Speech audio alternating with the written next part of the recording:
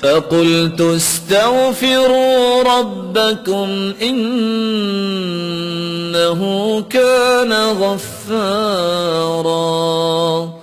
استغفار تم کر لو، سارے گناہ بھی اللہ معاف کر دیں گے، موسلادھار بارشیں بھی برسائیں گے، تمہارے پاس مال نہیں ہے تو مال بھی وافر دے دیں گے، اولاد کی نعمت نہیں ہے تو اولاد بھی دے دیں گے، تم سارے پھل تو کبھی کھائے نہیں تم نے زندگی میں، تم استغفار کرو اللہ تمہیں باغات کا ہی مالک بنا دے گا، تمہارے لیے نہریں جاری کر دے گا۔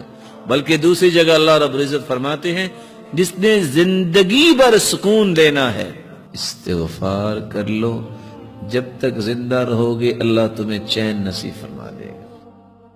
امام احمد بن حنبل رحمۃ اللہ علیہ گھر سے نکلے، مسجد پہنچے، کہتے ہیں کہ لیٹ ہو گیا ہوں، مسجد والے سے کہا مجھے کچھ آرام کا موقع دے دیجئے، کہا نہیں ہمارا نظام ہے، یہاں نہیں کچھ ہو سکتا۔ کہا چلو مجھے کچھ یہاں انتظار کا موقع دے دو۔ ابھی یہ بات ہو رہی تھی تو ایک نان بھائی گزرا جس کا کام تھا نان بنانا، اس نے کہا اس کو میرا مہمان بننے دو، آپ کیوں اس کو کچھ کہہ رہے ہو؟ گھر لے گیا، چارپائی پہ لٹایا اور خود آٹا لیا اور کیا کرتا ہے؟ استغفر اللہ استغفر اللہ، آٹا گوندھ رہا ہے اور ساتھ استغفر اللہ کہہ رہا ہے، اور امام احمد بن حنبل دیکھ رہے ہیں۔ پوچھتے ہیں آپ کو استغفار نے کچھ فائدہ بھی دیا؟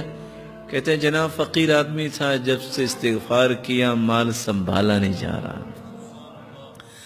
اور جب سے استغفار کر رہا ہوں جو خواہش کرتا ہوں اللہ پوری کر دیتے ہیں، لیکن چند دنوں سے خواہش کر رہا ہوں وہ صرف پوری نہیں ہوئی، باقی ساری پوری ہوگی۔ کہا وہ کون سی خواہش ہے جو پوری نہیں ہوئی؟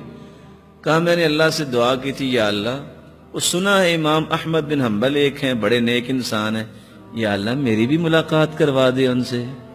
کہا وہ تو میں ہی ہوں، وَقَدْ جُرِرْتُ إِلَيْكَ جَرًّا، آج میں گھر سے نکلا جیسے فرشتہ شاید تیرے ساتھ ملاقات ہی کروانے کے لیے مجھے لے کے آیا ہے۔ جو کثرت سے استغفار کرتا ہے اللہ تعالیٰ اس کی تنگی کو آسانی بنا دیتے ہیں، اللہ تعالیٰ اس کی مصیبت کو خوشی بنا دیتے ہیں، اور وہاں سے رزق عطا کرتے ہیں جہاں سے اس کو کبھی گمان نہیں ہوا۔